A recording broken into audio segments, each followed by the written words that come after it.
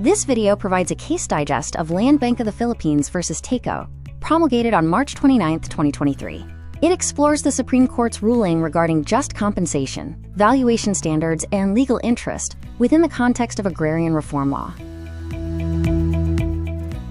The case involves the Land Bank of the Philippines as the petitioner against the heirs of Josefa Tayko Gingona and Mauro Tayko. The subject property is an agricultural estate located in Siatan, Negros Oriental.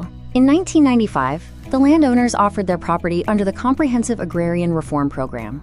Following an inspection, the Land Bank and the Department of Agrarian Reform acquired over 360 hectares for distribution, which included sugar, corn, and coconut lands. The procedural history spans 28 years, beginning with the voluntary offer to sell in 1995.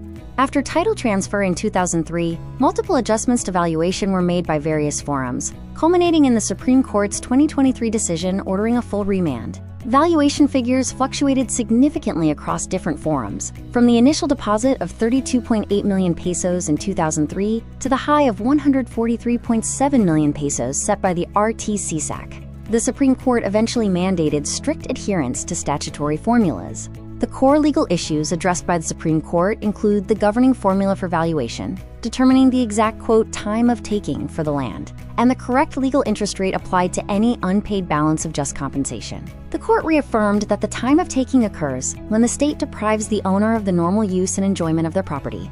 In this case, that point was marked by the issuance of the Transfer Certificate of Title to the Republic on December 30, 2003.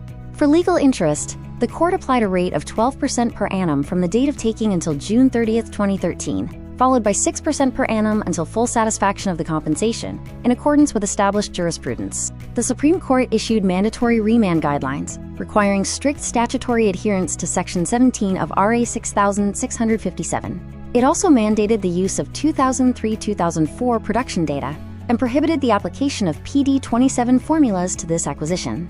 The Supreme Court struck down the inflated valuations and hybrid rulings from lower courts, ordering a complete recomputation of the compensation to ensure it strictly follows the legal parameters established by law.